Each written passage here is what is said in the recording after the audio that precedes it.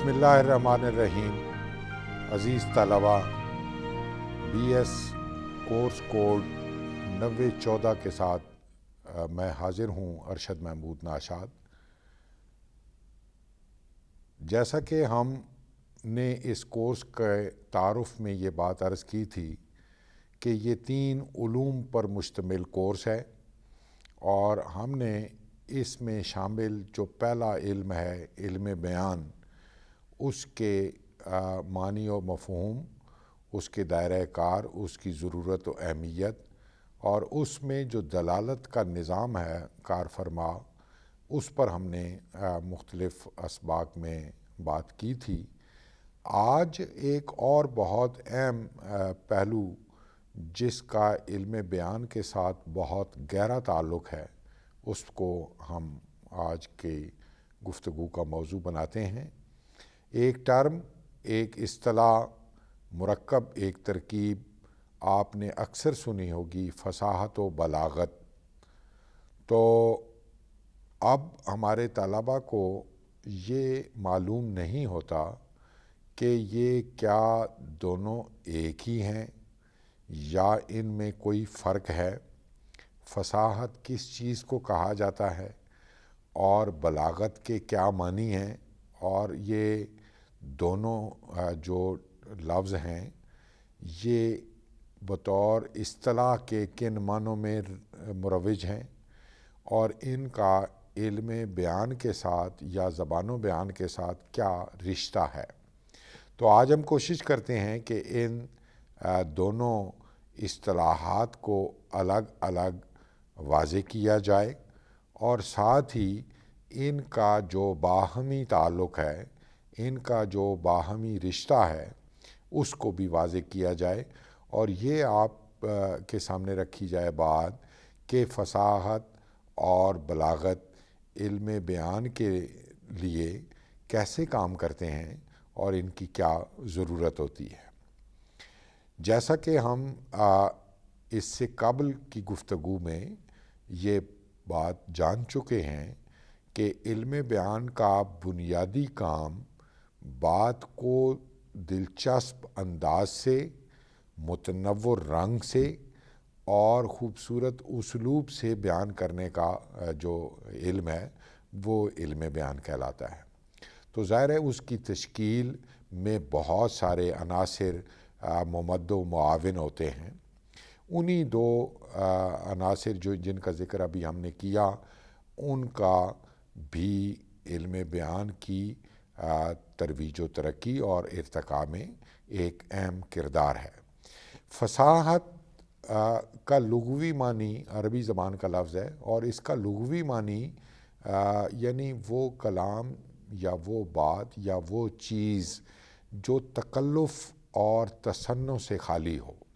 یعنی پاک صاف چیز جو تصنع اور بناوٹ سے خالی ہو، یہ اس کا لغوی مفہوم ہے۔ لغوی مفہوم کے بارے میں پہلے بھی کہیں عرض کر چکا ہوں کہ لغوی مفہوم وہ ہوتا ہے جو لغت میں شامل ہوتا ہے، جس کے لیے وہ لفظ وضع کیا جاتا ہے، وہ لفظ بنتا ہے، اور جو اس کے اصلی یا حقیقی معنی ہوتے ہیں وہ لغوی معنی کہلاتے ہیں۔ لیکن وہی لفظ جب اہل علم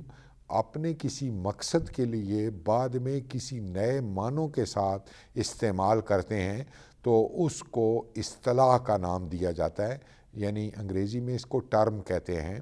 اور بہت ساری جو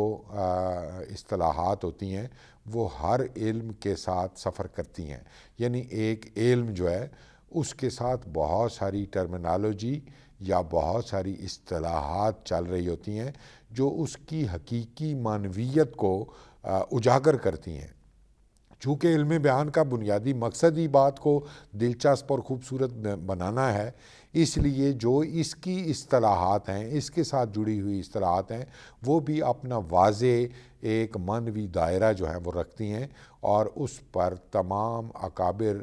لکھنے والوں کا اور زبان کے ماہرین کا اتفاق ہوتا ہے۔ تو فصاحت کا لغوی معنی تو میں نے عرض کیا کہ وہ چیز یا وہ شے جو پاک صاف ہو، بناوٹ اور تصنع سے خالی ہو، جس میں کوئی پیچیدگی نہ ہو، جس میں کوئی ابہام نہ ہو، جس میں کوئی غیر یعنی مبہم جو عناصر ہیں وہ نہ ہوں، یعنی بالکل صاف ستھری، جس کو پڑھتے ہی، جس کو سنتے ہی ہمارے ذہنوں میں اس کا واضح تصور آ جائے۔ لیکن اصطلاح کے طور پر جب یہ لفظ بولا جاتا ہے فصاحت، ہم کہتے ہیں کہ فلاں کلام جو ہے فصیح ہے، فصیح اور فصیح اللسان ہے فلاں آدمی، یعنی بولنے والا جو ہے وہ فصیح اللسان کب ہے، یعنی اس کی زبان کب فصاحت کے درجے پر آتی ہے، کیسے اس کو فصیح اللسان کہا جاتا ہے، اور کب اس پر فصاحت کے معنی پورے اترتے ہیں۔ یہ جاننے کے لیے اساتذہ نے مختلف اس کے یعنی زبان کے اندر مختلف اس طرح کی ساختیں رکھ دی ہیں اور بتا دیا ہے کہ اس طرح کی جو ساخت ہے، اس طرح کی جو شکل ہے، جب یہ ہماری گفتگو میں یا ہماری تحریر میں شامل ہوگی تو ہمارا کلام بوجھل ہو جائے گا، ہمارا کلام گنجلک ہو جائے گا، ہمارے کلام میں کوئی تصنع کا رنگ شامل ہو جائے گا، اس میں کوئی بناوٹ کے رنگ شامل ہو جائے گا، اور وہ ہماری بات، وہ ہمارا کلام غیر فصیح ہو جائے گا، فصاحت کے درجے سے گر جائے گا۔ تو یعنی بولنے والے پر یا لکھنے والے پر یہ لازم ہے کہ وہ جو زبان استعمال کر رہا ہے، جس میں وہ پیغام رسانی کر رہا ہے، جس میں وہ اپنی بات کو دوسروں تک پہنچا رہا ہے، ترسیل کر رہا ہے اس کی، وہ بالکل صاف ہو، اور اس کے صاف ہونے کا مطلب یہ ہے کہ اس میں کوئی ایسے لفظ شامل نہ کیے جائیں جو بہت مشکل ہوں، جو بہت دقیق ہوں، جن کے اندر بہت پیچیدگی ہو، سننے والوں کی سماعت پر جو بوجھ ڈال دیں۔ یعنی آپ نے دیکھا ہوگا کہ بعض لفظ ایسے ہوتے ہیں جن میں ثقیل آوازیں شامل ہوتی ہیں، یعنی اڑے کی آواز کو ثقیل آواز کہا جاتا ہے، اسی طرح ڈال کی آواز کو ثقیل آواز، یا ٹے کی آواز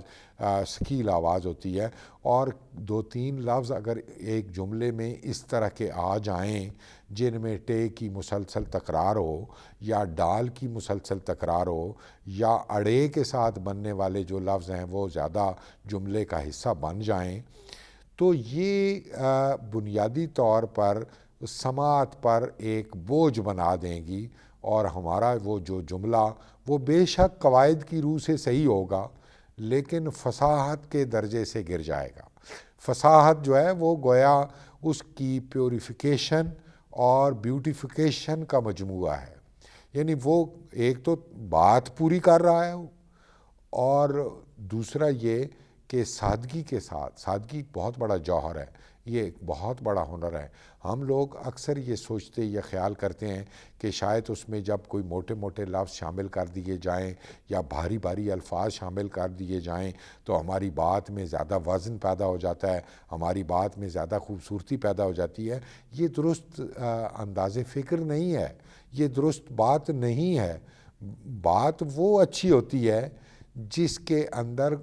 سادگی ہو، اور سادگی جو ہے وہ خود بڑی ہمار رنگ ہوتی ہے، اور اس کے بیان سے سننے والا بھی آسانی میں رہتا ہے اور کہنے والا بھی۔ تو فصاحت کی اصطلاحی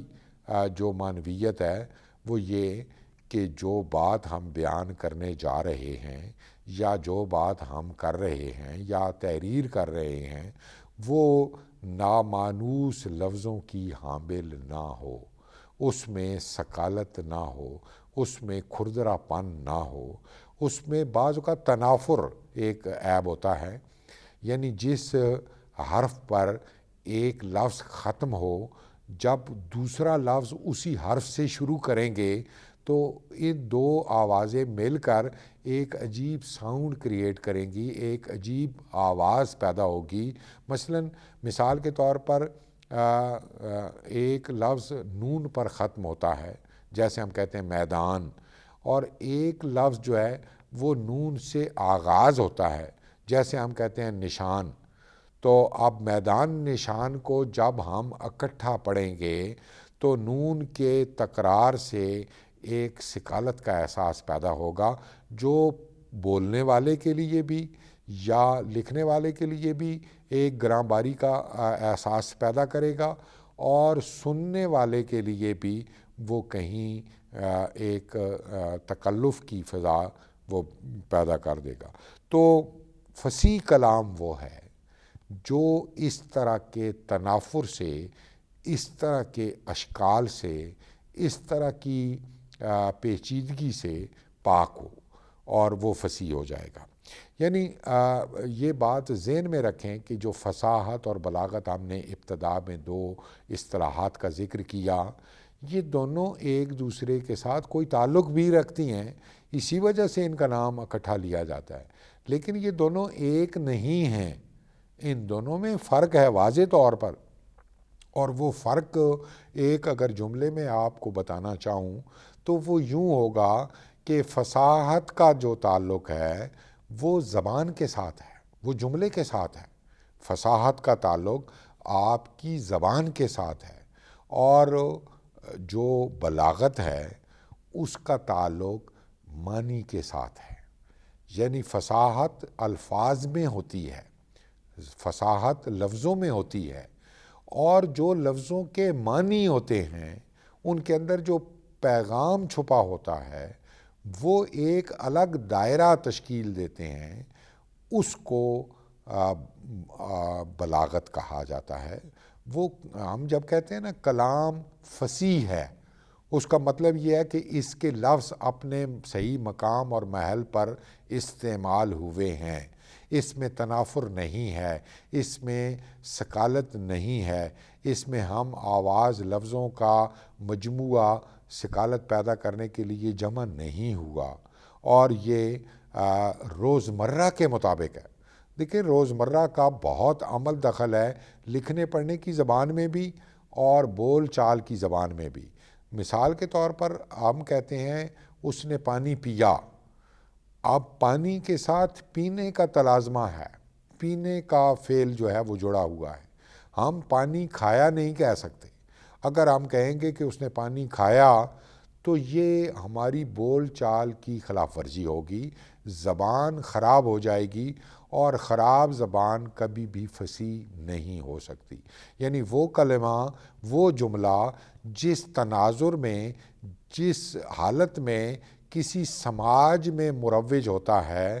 وہی بول چال کا جملہ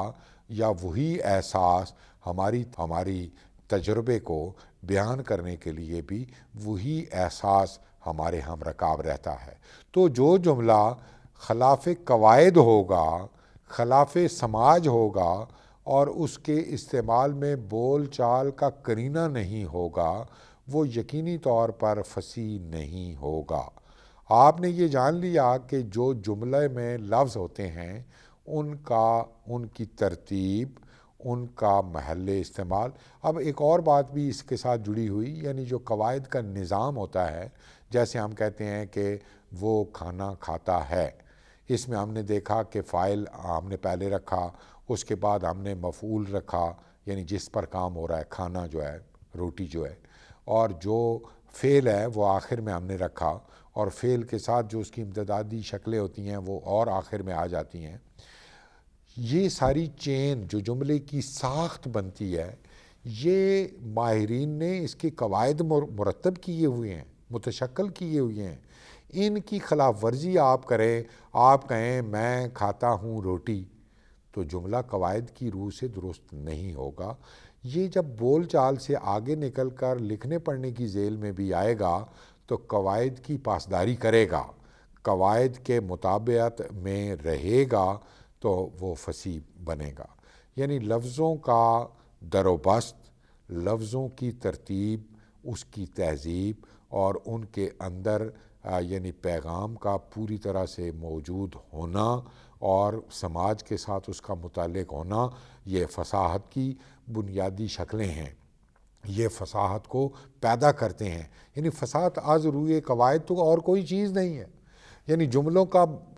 خوبصورت استعمال، وہ جملوں کے اندر لفظوں کا خوبصورت استعمال، ان کا ثقیل نہ ہونا، ان کا سادہ اور خوبصورت انداز میں پیش ہونا، یہی فصاحت ہے۔ یعنی اس کے لیے کوئی الگ سے ٹول استعمال نہیں کرنے پڑتے، بلکہ اسی زبان کے اندر وہ مختلف ساختیں یا مختلف پیٹرن موجود ہوتے ہیں جن کا اتباع کر کے ہم زبان کو فصاحت کے درجے پر پہنچا سکتے ہیں، اور بولنے والا یا لکھنے والا فصیح اللسان کہلاتا ہے۔